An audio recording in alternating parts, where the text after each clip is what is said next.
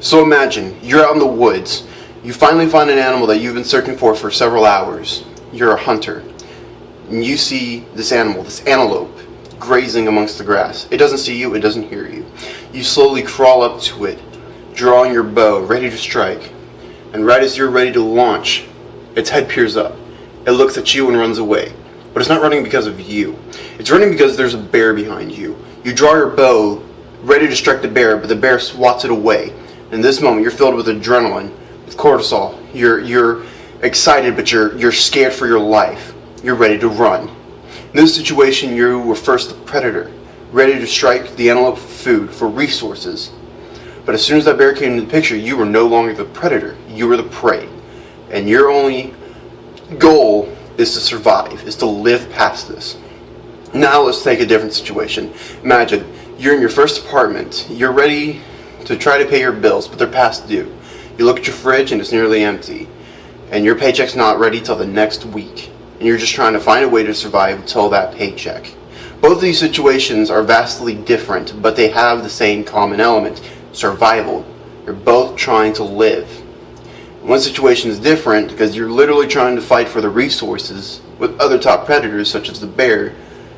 And in the second situation, you're just trying to make ends meet with money you don't have. Survival is the topic we're going to be talking about today, and in the next 6 episodes afterwards, we're going to be focusing on other 6 core chakras. Now, for those who don't know, in a couple of Eastern religions, the idea of chakras is fairly common, as it's kind of points in your body in which certain core aspects of what I think are just human identities exist, survival being one of them. This is a kind of a natural thing, I guess you could say. You know, everyone wants to live for the most part. Everybody wants to find a way to survive, at least. Nobody wants to be dead, so we're going to do what we can. This includes finding money for a modern idea, but for a more primitive idea, it's literally finding resources for food, for water, for housing. But the idea, the will to survive is the same. For chakras, the root chakra, the survival chakra, is known as the Muladhara. The Muladhara.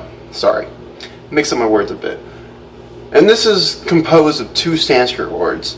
Mula, M-U-L-A, means root, whereas Adhara means support or base. And this is pretty understandable for the reason why. Because in order to do anything in your life, you're going to need a good support. You can kind of use this example.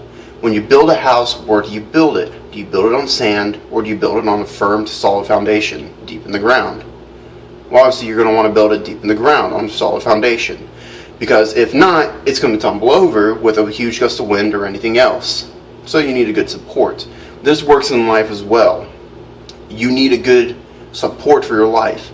In the first example, I was talking about how you need a good resource. You're hunting that animal because you needed resources. Without the accepting knowledge that you need those resources, you're going to die. And therefore, you can't prosper into anything else. Same example where you're looking for money. Without that money, without the understanding that you need that money to live, you can't do anything past that. You can't worry about other things because you're so worried about even being able to support yourself. You know? And this is interesting because in a more generalized aspect, a lot of people that I've talked to about, you know, chakras in general, when we got to the subject of survival chakras, a couple of people have actually pointed out a person well known in psychology, Erik Erikson, whereas he used the stages of development, and they related the first stage of infancy to this survival chakra. So in a way to kind of scrub the science out of it, it's basically saying when we're born, it's kind of a trust and mistrust that we're learning. Our parents can either give us everything that we need, food, water, sleep, changing our diapers, the things that we need from birth consistently and on a needs basis. This builds trust, and this builds our understanding of that there are things out there that we need, but they're out there for us to use. Whereas with the other flip side, the unfortunately bad parents who don't provide for their children as often as they should, it builds a mistrust, building fear into them.